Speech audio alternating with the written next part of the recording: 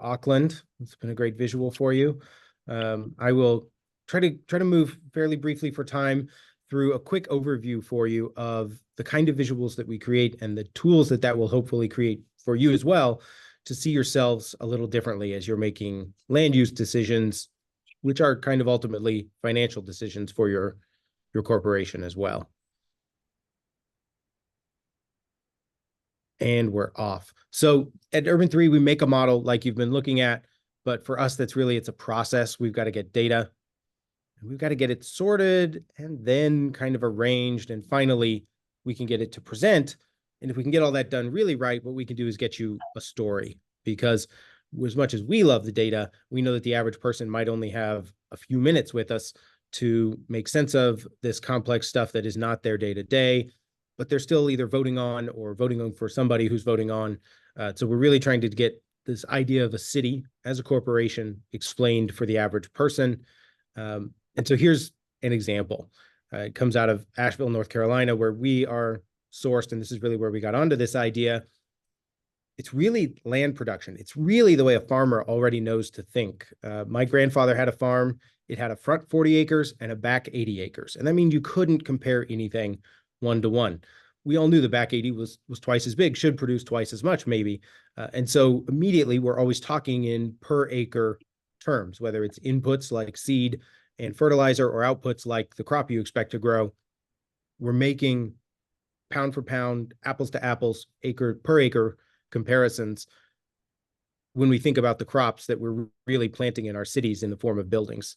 So here's the example from Asheville that made it make sense for us. A $300,000 building gets renovated, yes, with the help of a city streetscape, and becomes an $11 million building.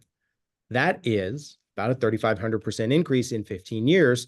We like to say if our 401k would do that, that would be swell, right?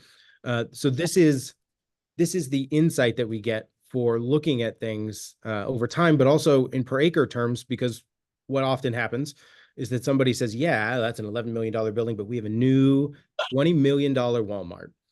And we have to say, of course, that is worth twice as much. But let's think about it again, like a farmer per acre took 34 acres to produce. So per acre, the property taxes are 100 times stronger in the example on the right on just a fifth of an acre.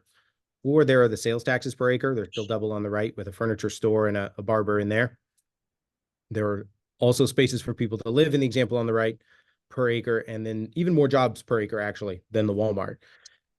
These are two very different things. You can grow whatever crop you want. My job is to make sure that you know what you're really getting, what really are your trade-offs in per acre, apples to apples terms as you're evaluating what you want to do next. And so the other way to think about this, we call it an economic MRI, is if a doctor can put you in a machine and see your thought process is happening this way, and then really understand what they need to do to help you, can we do the same thing? Can we see our places and the economics of our land use decisions in 3D?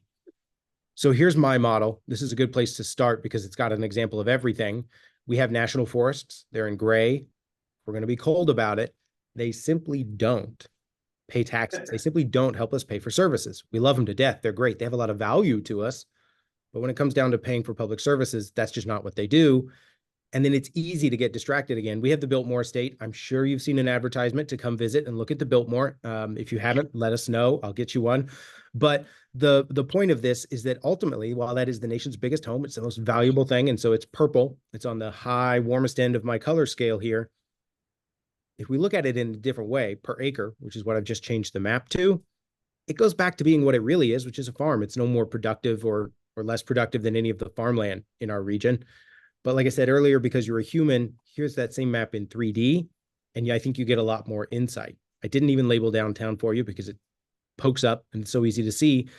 But I'd love to also point out in our model, out to the east side of our county is the little town of Black Mountain. It's got its own little main street. It's super productive.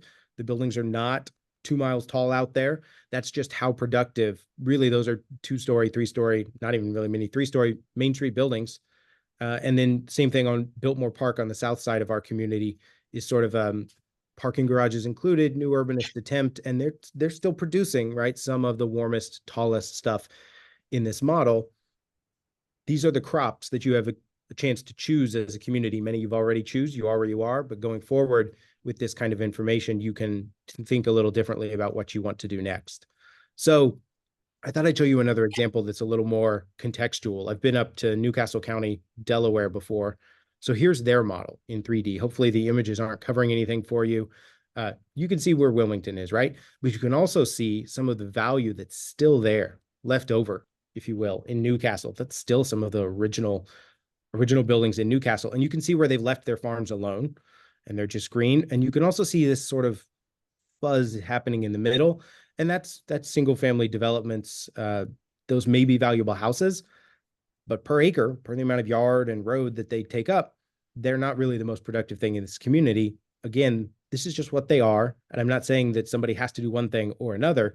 I am saying these are the fiscal ramifications of your land use decisions. Let's go ahead and zoom in a little. I've twisted the map for you. Sorry. Now Maryland is kind of more to the west. And these are some of the things that really stand out on the map. And this is what it would look like if you stood in front of them. They're sometimes mixed use, sometimes multifamily, usually a little more compact. They're really using up as much of their parcel as they can. Sometimes there's parking stacked behind, but it can produce some of the most valuable, the biggest cash crops, really, that a community can build. And we'll just give you a few more examples that really stand out there. If you have a reason to get over to Newark at some point to visit the university, that is, when it's not Gray University, that's some of the most productive stuff around. And just for context, there's a Walmart down there at the bottom, just so we know kind of where everything ranks out together. And then let's also, since we have it handy for you, let's show you how Annapolis looks to us through this lens of value per acre. We've moved over now to that area. I'm going to zoom you in a little and make a little more sense of this. Some condo buildings are oftentimes some of the most productive thing that you can do. Lots of value, little space. Again, not the right thing for everywhere, but potentially really, really productive. And then there's downtown Annapolis kind of standing out in the middle of this model. And zooming in a little closer still, you can see some examples, what we might consider really normal, really common in America, single family home there, 1.5 million per acre. And then as you move up, multifamily is oftentimes, particularly when you start building on top of the parking, get it underneath, you can do, what is that, 4 or 5 times the productivity of a single family home, the amount of payback per acre used up. Or you can keep going as you continue to increase in intensity and value. And both of those things will push up your value per acre, the yield of the crop that you're producing as a community. One more example over there of what comes out in the green. And then zooming back for a moment, a few more examples of what is it that comes off in that purple scale, right? These are not, right, that is a many mile tall spike. These are not, I think, scary buildings. They're only some places they're appropriate. They're certainly not appropriate everywhere, but now you're in $25 million of value per acre. That's a pretty cashy crop. Or even some really, really basic condos when the value goes up again, you can get into the 50s of millions per acre. And then that old Main Street typology still coming in as one of the stronger ones. These are, of course, their numbers, but this is, I think, hopefully contextual for all of you. And we'll zoom back out one more time, give you a couple of more examples of the kind of things that can move into those millions per acre. And if any of those look like good ideas for you, now you've got some sense of the kind of productivity you would see from them, or at least you've got one more piece of information about the trade-off. A couple of summary ways to look at this. Don't know how this information will shake out entirely yet for you, but we're looking at this for you as well. The single family that you have that Annapolis has on average is just under 2 million per acre. Multifamily is a little over 2 million per acre. And when you move into that townhome style, honestly, right, the difference between multifamily and townhome is probably more to do with ownership, a little bit maybe to do with construction quality. In form, as I look at those pictures, these aren't wildly different things, but either of them is very, very productive. Those are strong cash crops for your community to think about as you're making your development decisions that turn into your funding decisions, so turn into your abilities to provide services as a community. And so then zooming back out for just a second, this is a different way to utilize this way of seeing yourself and get some more insight. Here's the full Anne Arundel County, and there's just Annapolis inside of it. And so here we have Annapolis taking up only about 1.7% of the county while delivering 7.7% of the value. And so we can talk about that in ratio terms. So whether you're big or small, what did you take up and what did you give back? In this case, that's a 1 to 4.5 ratio. That's a pretty strong ratio. Of course, exactly how the whole county is built will drive this. You'll see differences within some of your counties when we get there. But this is another useful way to think about what did it take up, what opportunity cost was there, and what did we get back. 1 to 4.5 is not a bad ratio in our experience. Let's zoom in again. Now we've highlighted just downtown against the whole of the city. It's only 3.3% of the area, but 12.6% of the value. So a slightly higher ratio, 1 to 4.9, really strong. Sometimes we see a strong downtown at more of a 1 to 6. I think what's interesting here is you've got a really strong citywide, and that's actually holding this ratio down, but still in Annapolis's case, a lot of strong, high productivity crops in their situation. So that's just another way to think about yourself. We can, of course, also compare downtown to the county, infinitesimal amount of area, a value of almost 1%. And so a 1 to 22 ratio, very, very strong. So really a golden goose for the county there in Annapolis's downtown. And then there's something else that really matters for you living on literally a peninsula, right? The ocean might be doing some different things, right? It might be changing. What I don't want to get into is a debate about how much it's going to or whether it's going to. I want us to have some good forward-looking information about what that could mean for us. So here you're seeing we've actually moved all the way down to Galveston, Texas, where you've got the city of Galveston, but then also the county behind it. Right, of course, observed lines will do that.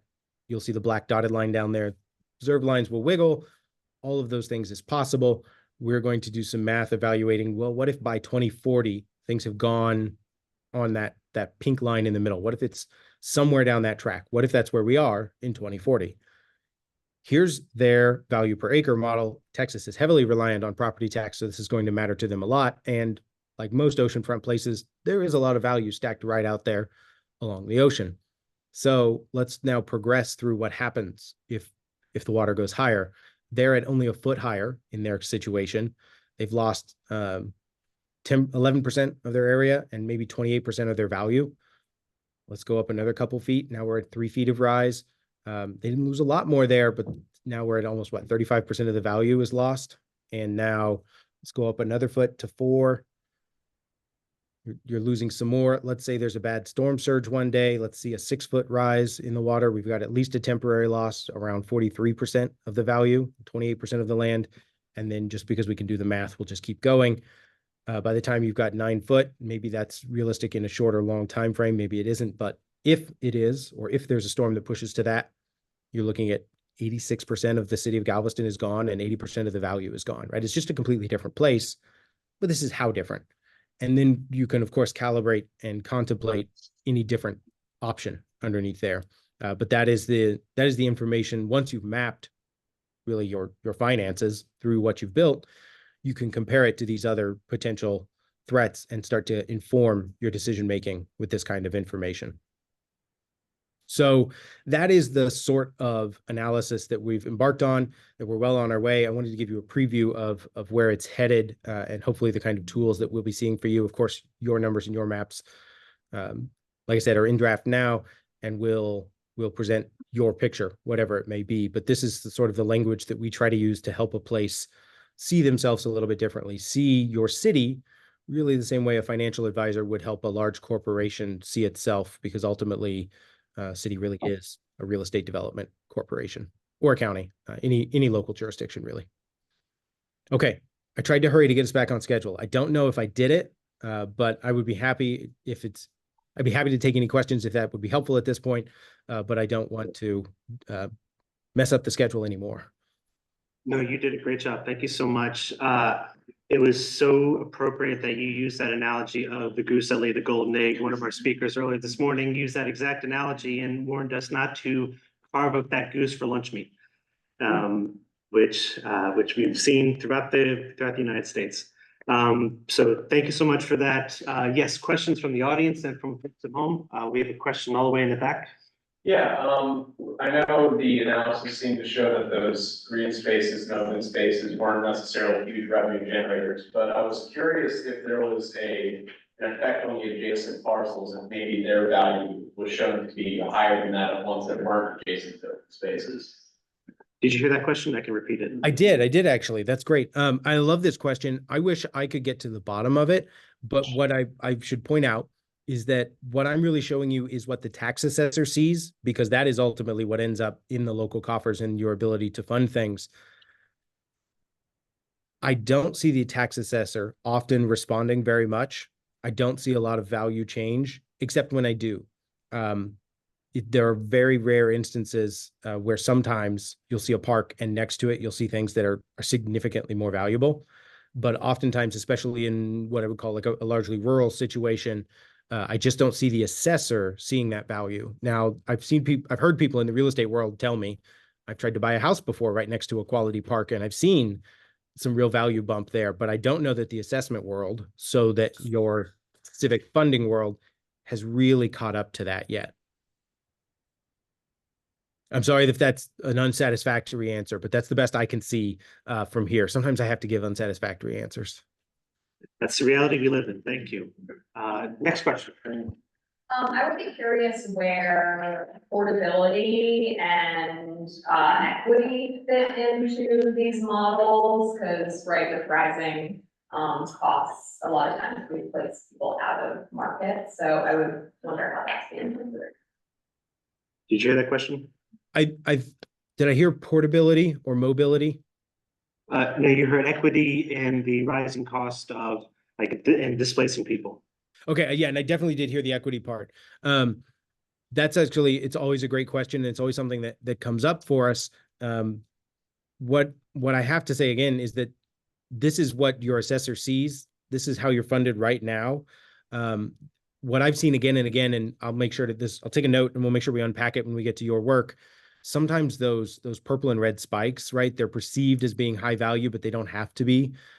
Sometimes we've seen some of the most modestly priced units that are simply very, very efficient with their space be some of the most productive in a place. They can produce red and purple spikes simply by being really, really efficient, not necessarily high priced. But I did say earlier, right, that high value is one more way, combined with that efficiency and space usage, to really drive up the value per acre. That's not something that is really revealed, particularly in this model. And at the end of the day, again, this is just a model of just really the financial component, how you fund your communities. I have a question, one that touches on that last question and one of our other presenters said today, where you should invest in the places that have value, because that's going to give you one of the best returns on investment. That's where the infrastructure already is. Those are the places that are already performing, and by continuing to invest in there, you could increase that performance. And I've seen in some cases, URBAN3 shows that some of the highest performing places are places that are home to a lot of lower income families and places that are often ignored by local governments. Can you talk about kind of that intersection and maybe some thoughts on investment types? There are investment types that you've seen good examples of in other situations. Sure. Now, there are, I think, a couple of examples that we've seen of that. It's often the case that anything that was built before, we'll call it the post-war era, anything built before that was just naturally built more efficiently. Here I am at Strong Towns. I have to say that, right? But that means that oftentimes we had every economic class then as well, right? And so many of those neighborhoods give us still some of the most compact and productive areas in and around downtown. I think let's see if I can go back without breaking anything. Annapolis, I think, is a wonderful example of that, actually. There's a lot of Annapolis that is highly productive, right? And many of those are core near the core neighborhoods that may have even been something like redlined at one point, or they may simply be a racial minority, or even just a new to town minority type of person who is potentially less advantaged, but living in a pattern that is actually much more productive to the community. And when it comes to investments, that this actually is a whole concept we love to talk about with people. You have to reinvest everywhere, right? The roads you already have are a huge financial liability. So before we think about adding a brand new, fancy, expensive overpass somewhere, are we even keeping up with the basic infrastructure that we need in everywhere we already have? And I think one other element that we touched on there that is, I think, relevant here at Strong Towns as well. Once you have that pipe, once you have that road, it is going to cost you something in the future. Let's make the very most of it that we can with the all the development, all the crops we choose to grow on it right now. Thank you. I think we have time for one or two more questions from the audience over here. Yeah, so can this data be appended to like other data sets or layered with other data sets as a supplement? So like, you know, you're seeing property tax per acre, but then property tax value per acre, but then could you also layer like traffic counts or like public health data, just to kind of see how there is some connectivity across the different areas? Yes, and I love doing that. I didn't bring you any examples of that today, but I think I can send Owen one for distribution. I think that is one of the huge powers at Urban3. This is why we insist on getting this data on a map, right? This could be a 400,000 record table that is completely illegible to anybody, or it could be one of these kinds of pictures that's worth 1,000 words. And once it's on a map, you can lay anything else you want on that map. Anything else that can be mapped. We think that's a huge, powerful way to utilize this data in conjunction with other data. Great question. I think one last question. Yes. And I apologize if this was already covered, I just stepped out during part of it. Obviously, we can have it mapped right now for tax value per acre. Is it something that would also be able to get, I guess, the inverse of the equation, the taxable value, the cost per housing unit per, on an acre basis, the same, map the same way? So I expect you probably would see is the spike trying to invert if you do that. We do that kind of work sometimes. That is a whole other ballpark that you really need to wrap your head around. For instance, if I were to do that for more than a city, I would have to open a whole lot of other budgets, which is why in this case, what you'll see from us, at least for now with Owen, is a region-wide visual of just the value per acre. But yes, we can and do sometimes map the cost per acre underneath. There is, I think the pattern you might be asking about is that sometimes these areas that are more productive, these purple spikes, these downtowns, do actually require a little bit more effort. They require things like that better streetscape, that more walkable place, that extra bench and street tree. But even when we do those models, we find that oftentimes the pattern is similar, but not washed out, if you will. Even when costs are allowed to be higher in the core, the value per acre, that relationship, that value per cost, or that net ROI is still pretty positive usually from those core areas where you're just being efficient. Again, with space, it's the same as being efficient with cost normally. I know I said the last question, but I saw a hand up from Councilman Lesher, so I want to give you an opportunity if you had a question.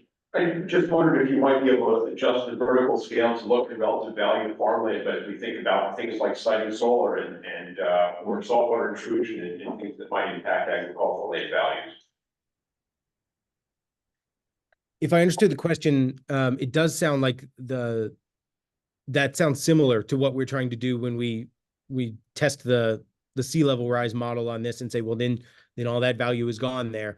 I think this is a really interesting concept. Do you have other things that are in dollar terms that could be laid on top of this to add to the value of a parcel to provide perhaps a secondary filter of the tax value, but then maybe some other values? That's a very interesting question. I think I haven't had my hands on too many great data sets like that, but if you have one, I'd love to see it. Well,